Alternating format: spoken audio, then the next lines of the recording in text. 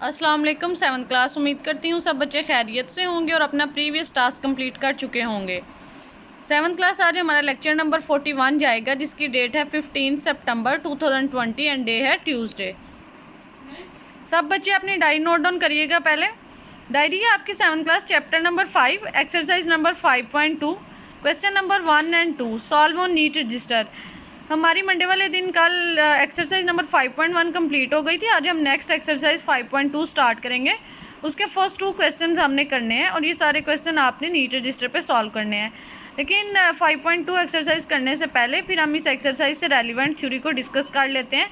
सब बच्चे pencil, lead pencil या हाईलाइट पकड़ लें। हाईलाइटर जो है साथ साथ मार्क करते जाइएगा। जो थ्योरी में से चीज़ें आपको मार्क करवाऊँगी वो as a MCQs, as a short question, और अगर उनका कोई कंसेप्ट जो है वो एक्सरसाइज में यूज़ होगा तो वहाँ पर भी आपने यूज़ करना है। अब हम अपनी थ्योरी को डिस्कस करते हैं। 7th क्लास हमारा 5.2 एक्सरसाइज से पहले जो टॉपिक है वो है स्क्वायर रूट्स, जज़र, defining square root of a natural number and recognizing its notation. अब हम यहाँ पे स्क्वेयरिंग और नंबर को डिस्कस करते हैं, square root of a number को। The process of finding the square root, वो तरीक़ेकार जिससे हम जज़र मालूम करते हैं, is an opposite operation of squaring a number. वो जो है वो एक उल्ट ऑपरेशन है किसी नंबर के मुरब्बे का। टू अंडरस्टैंड इट, इसे समझने के लिए again we find some perfect squares, हम कुछ परफेक्ट स्क्वेयर जो हैं उन्हें फाइंड करते हैं। जिस तरह अगर हम 2 स्क्वेयर लिखें तो किसके इक्वल आता है 4 के, जिसे हम कहते हैं 2 स्क्वेयर्ड इज़ 4। 5 स्क्वेयर किसके इक्वल आता है 25 के, and so on 7 square equal होगा 49 के। This equation can also be read as 2 is the square root of 4। इन सारी मसावातों को हम इस तरह भी पढ़ सकते हैं कि 2 जो है वो मुरब्बा है, जज़र है 4 का। 5 is the square root of 25, 5 जो है वो जज़र है 25 का, and 7 is the square root of 49, और जो 7 है वो जज़र है 49 का। सिमिलरली इसी तरह we can find the square root of any square number, हम किसी भी नंबर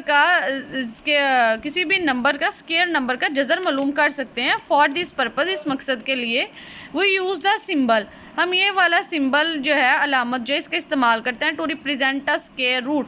जज़र को जाहिर करने के लिए हम इस निशानी की इस अलामत की नुमाइंदगी करते हैं। डैट इज़, जिस तरह उसने लिखा हुआ है एक्स स्क्वायर और ऊपर रेडिकल है स्क्वायर रूट है, ये किसके इक्वल आ जाएगा एक्स के, क्योंकि स्क्वायर जो है वो स्क्वायर रूट से डिडक्ट हो जाता है, कैंसिल हो जाता है। Where square root is called radical sign, square root को हम रेडिकल साइन भी कह सकते हैं। Here x square is called radicand, और जो एक्स स्क्वायर है वो रेडिकेंड है, जो रेडिकल के अंदर लिखा जाता है उसे रेडिकेंड कहते हैं। If x is any number, अगर एक्स जो है वो कोई सा नंबर है, that can be written in the form of x equal y square, then x is the square root of x is the square of x is called the square of y, x जो है वो y का मुरब्बा कहलाएगा, and y itself is called the square root of x, और जो y है वो खुद जो है वो x का जज़र होगा। ये कुछ चीज़ें जो मैंने हाईलाइट की हुई हैं, उसकी रीज़न ये है कि आपको सबसे पहले स्क्वायर रूट के सिंबल का पता होना चाहिए। स्क्वायर रूट का सिंबल जो है उसे हम रेडिकल साइन भी कह सकते हैं। स्क्वायर रूट के अंदर या रेडिकल साइन के अंदर जो नंबर लिखा रहता है उसे हम रेडिकेंड कहते हैं। अब जो finding square root by prime factorization, या प्राइम फैक्टराइजेशन से जब हम स्क्वायर रूट फाइंड करते हैं, उसके लिए देखें बॉक्स में उसने कुछ लाज लिखे हुए हैं, मतलब कि ये हम लोग लॉजिक्स यूज़ कर सकते हैं। If A be any 2 numbers, कि अगर ए और बी आपके पास कोई से 2 नंबर हैं, then square root A multiply B, जब 2 नंबर्स की मल्टीप्लिकेशन पे उनके प्रोडक्ट पे स्क्वायर रूट अप्लाई हो रहा है तो वो इक्वल होगा square root A multiply square root B, कि दोनों नंबर्स पे स्क्वायर रूट जो है वो अलग-अलग हो जाएगा। इसी तरह सेकंड वाला है स्क्वायर रूट ए ओवर बी, क्वेश्चन पे जब 2 नंबर्स का क्वेश्चन जो है उस पर अगर स्क्वायर रूट अप्लाई हो रहा है तो वो इक्वल होगा दोनों नंबर्स पे न्यूमिनेटर और डिनोमिनेटर में स्क्वायर रूट सेपरेट हो जाएगा। ये चीज़ें हम यूज़ कर सकते हैं जब हम प्राइम फैक्टराइजेशन से स्क्वायर रूट को फाइंड करेंगे।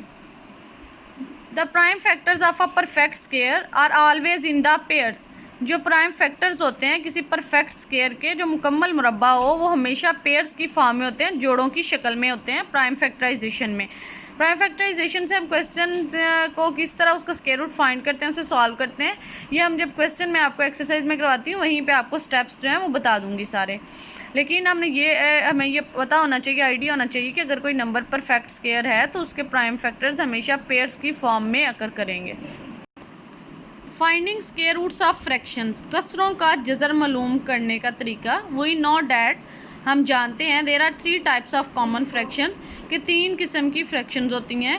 First proper fraction, second improper fraction and third है कंपाउंड फ्रैक्शन और मिक्स्ड फ्रैक्शन। इसे हम कंपाउंड फ्रैक्शन भी कहते हैं और मिक्स्ड फ्रैक्शन भी कहते हैं।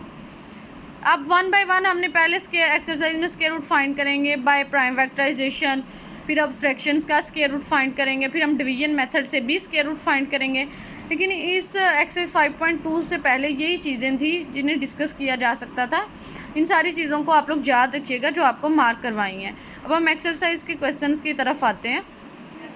क्वेश्चन नंबर 1 की स्टेटमेंट है 7th class, find the square roots of the following numbers. जो मंदरजा झैल नंबर अदाद आपको दिए गए हैं इनका जज़र मालूम करें। फर्स्ट पार्ट है इसका 4, सोल्यूशन पहले हमने लिखना है। अब हम स्क्वायर रूट 4 का फाइंड करना चाह रहे हैं तो मैंने स्टेटमेंट लिखी, the square root of 4 is, square root को वाला सिंबल यूज़ किया, जिस नंबर का फाइंड करना है वो नंबर स्क्वायर रूट के अंदर लिखा। हमारा 4 जो है वो रेडिकेंड है, ये रेडिकल साइन के अंडर लिखा। अब 4 को अगर हम स्क्वायर फॉर्म में लिखें तो ये किसका स्क्वायर लिखा जा सकता है, 2 का स्क्वायर। 2 का स्क्वायर हमने लिख दिया, रेडिकल का साइन एज इट इज़ आ गया। थ्योरी में भी हमने ये बात डिस्कस की है कि हमेशा स्क्वायर जो है वो स्क्वायर रूट से कैंसिल हो जाता है, तो मैंने स्क्वायर को स्क्वायर रूट से कैंसिल कर दिया, तो फिर स्क्वायर रूट 4 जो है वो किसके इक्वल आ गया, 2 के। मतलब कि जब हम 4 का स्क्वायर रूट लेते हैं तो वो 2 के इक्वल होता है। इसी तरह ही बच्चों आपने जो भी नंबर आपको दिया जाएगा जिसका आपने स्क्वायर रूट फाइंड करना है, आप जब उसे रेडिकल साइन के अंदर लिखेंगे उस रेडिकेंड को, तो वो किसी नंबर का परफेक्ट स्क्वायर बनेगा। परफेक्ट स्क्वायर में लिखने के बाद स्क्वायर से स्क्वायर रूट कैंसिल हो जाएगा, तो आपके पास रिक्वायर्ड नंबर आ जाएगा जिसका आप लोग स्क्वायर रूट फाइंड कर रहे हैं। मैं आपको इसका एक और पार्ट करवा देती हूँ, बाकी रिमेनिंग पार्ट्स आप लोगों ने खुद करने हैं 7th क्लास। इसी क्वेश्चन का 8th पार्ट है 7th क्लास, ए स्क्वायर। इसका हमने स्क्वायर रूट फाइंड करना है। Solution, the square root of A square is, A का जो ए स्क्वायर का जो जज़र होगा वो ये है। अब जो इसमें ए जो है ना ये कोई सा नंबर है, ये कोई काउंटिंग नंबर नहीं है जिसे हम स्क्वायर में लिखें। और दूसरी बात ये गौर करने वाली कि उसने जो ए नंबर दिया गया, जो भी कोई वो नंबर है वो ऑलरेडी स्क्वायर्ड फॉर्म में लिखा गया है, हमें स्क्वायर में लिखने की ज़रूरत नहीं है। सिंपल हमने उसे रेडिकल साइन के अंदर लिखा है स्क्वायर को, स्क्वायर से स्क्वायर रूट कैंसिल हो गया तो स्क्वायर रूट ए स्क्वायर किसके इक्वल आ गया, ए के इक्वल आ गया।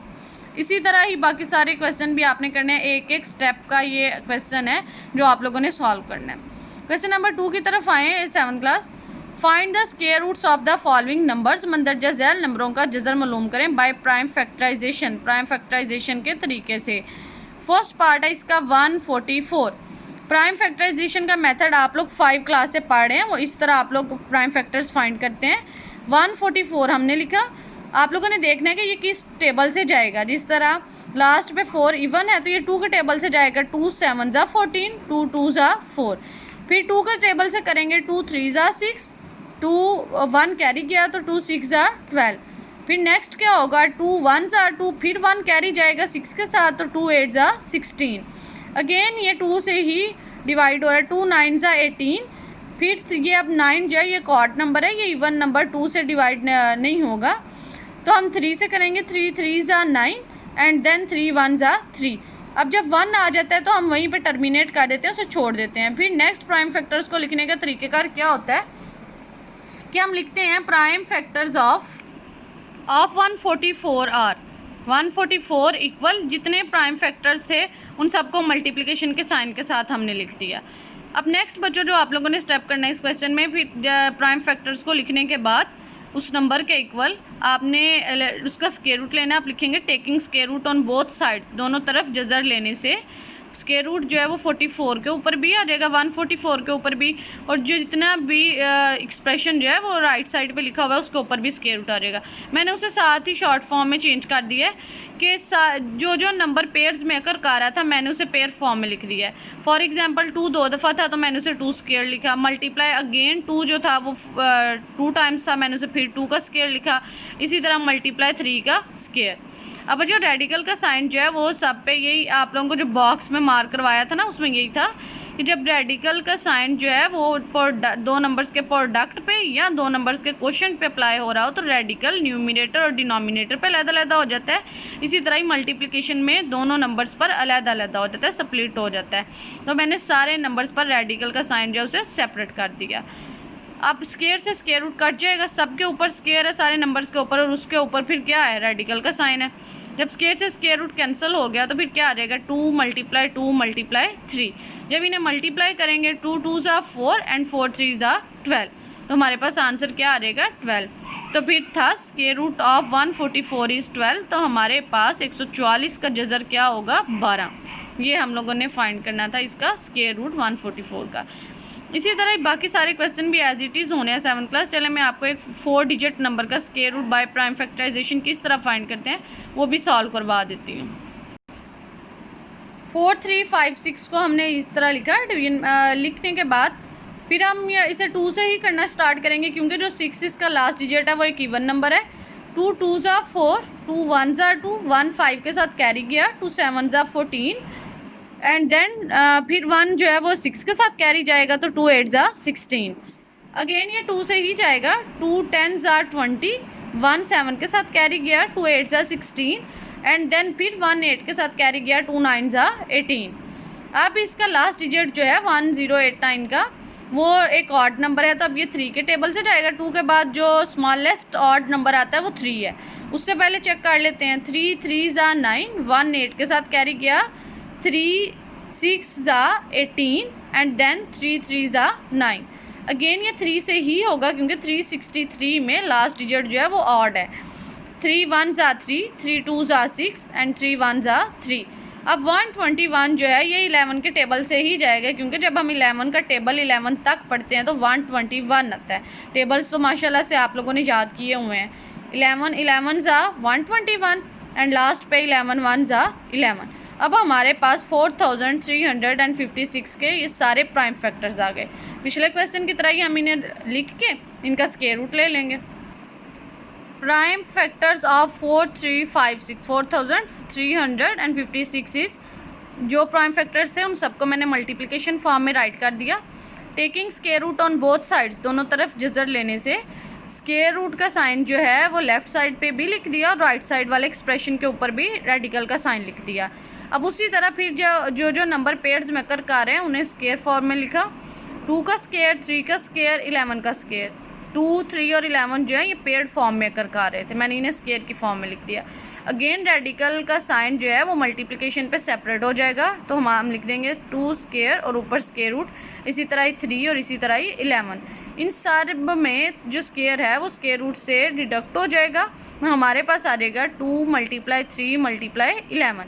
इसको हम मल्टीप्लाई कर देंगे, क्योंकि ये नेक्स्ट मल्टीप्लाई ही हो रहा है। 3 2 ज़ा 6 एंड 11 6 ज़ा 66। तो हम लिख सकते हैं thus the square root of 4356 is 66। इस तरह हमारे पास जो 4356 का जज़र है वो 66 है। ये इस तरह क्वेश्चन होने थे, सेम ऐसे ही स्टेप्स करने आपने बाकी सारे पार्ट्स में भी। फर्स्ट क्वेश्चन और सेकंड क्वेश्चन आप लोगों ने 7th क्लास कंप्लीट कर लेना है अपने नीट रजिस्टर्स पे। अल्लाह हाफिज़ 7th क्लास।